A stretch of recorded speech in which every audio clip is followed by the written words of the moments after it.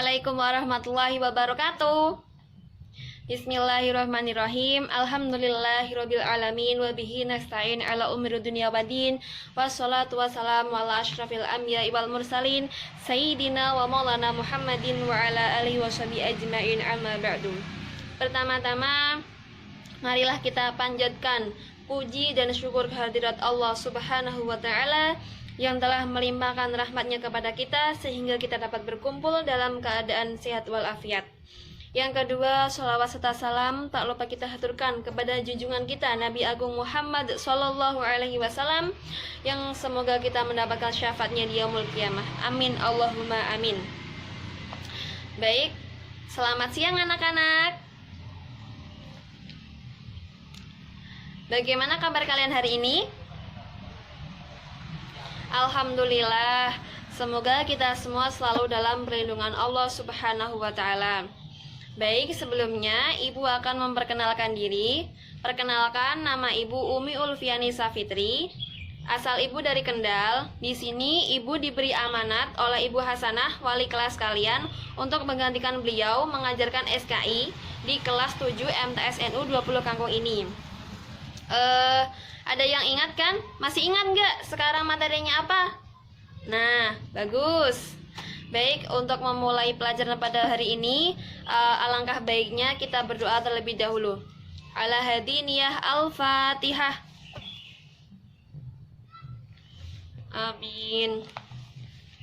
Baik, sekarang kita akan belajar tentang Khulafaur Rasyidin.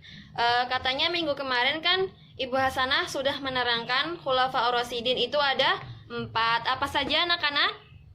Iya, benar sekali. Yang pertama adalah Abu Bakar Asy-Syiddiq, yang kedua adalah Umar bin Khattab, yang ketiga adalah Utsman bin Affan, dan yang terakhir yaitu Ali bin Abi Thalib.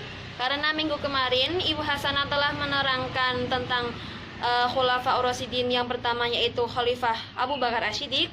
Sekarang Ibu akan melanjutkan yang khalifah yang kedua, yaitu siapa? Ya, yaitu Khalifah Umar bin Khattab. Yuk, disimak baik-baik ya, jangan pada ngomong sendiri. Umar bin Khattab, nama lengkap beliau adalah Umar bin Khattab bin Naufal bin Abdi Uzza. Ayah beliau bernama Khattab bin Nufail bin Al-Shim, sedangkan ibunda beliau bernama Hantamah binti Hashim. Beliau dilahirkan pada tahun 581 Masehi di kota Mekah. Beliau dari suku Bani Adi, suku terbesar di Quraisy di Mekah pada saat itu. Umar bin Khattab ini beliau terkenal sebagai musuh umat Islam karena wajah beliau yang katanya sih sangar gitu ya. Terus pada saat itu ada 2 nama Umar. Yang pertama ialah Umar bin Khattab, yang kedua adalah Umar bin Hisham. Keduanya tersebut itu adalah terkenal sebagai tokoh yang sangat memusuhi umat Islam. Bahkan mereka berdua juga terkenal jago dalam berperang. Ya, langsung saja. Terus dengan situasi yang tidak memungkinkan seperti ini, Rasulullah memohon kepada Allah Subhanahu wa ta'ala agar salah satu dari mereka mau untuk masuk Islam. Akhirnya Allah pun mengabulkan doa Rasulullah, dan yang diridhoi oleh Allah untuk masuk Islam adalah Umar bin Khattab ini. Setelah Umar bin Khattab ini masuk Islam, Rasulullah dan kaum muslimin sudah tidak melakukan dakwah dan ibadah secara sembunyi-sembunyi. Bahkan di saat ada kaum muslimin yang berhijrah secara sembunyi-sembunyi, Umar bin Khattab melakukannya secara terbuka. Terus kita lanjut. Di saat Umar bin Khattab ini ingin hijrah, ada beberapa tokoh kafir Quraisy yang berniat untuk menghalangi beliau. Namun Umar bin Khattab bilang gimana? Umar bin Khattab bilang, ketahuilah besok aku akan berhijrah dari kota Makkah ini. Barang siapa yang ingin anaknya menjadi yatim, dan istrinya menjadi janda, silahkan menghalangi saya. Terus setelah itu Umar bin Khattab itu terkenal orang yang sangat cerdas. Bahkan dengan kecerdasannya ini Umar adalah salah satu sahabat Nabi yang tidak mau mentaati peraturan Nabi Muhammad SAW. Akan tetapi ketika perintah dan peraturan itu adalah wahyu dari Allah, Umar bin Khattab langsung mentaati dan melaksanakannya. Umar bin Khattab ini terkenal orang yang tegas, cerdas. Beliau itu bisa dengan tegas mengambil keputusan mana yang benar dan mana yang batil, sehingga dengan ketegasan beliau ini beliau diberi gelar oleh Rasulullah SAW dengan nama gelar Al-Faruq, yang artinya pemisah atau pembeda. Beliau sendiri ini sudah nampak kepahlawanannya di bidang politik pada saat beliau mampu menyatukan kaum muhajirin dengan kaum ansor pada masa Khalifah Abu Bakar As-Siddiq tahun yang dulu. Terus kita lanjut ya. Pada waktu itu Umar sendiri itu menjadi penasehat yang utama. Lalu di saat Abu Bakar menjelang kewafatannya, beliau langsung menunjuk Umar bin Khattab sebagai pengganti beliau menjadi khalifah yang kedua.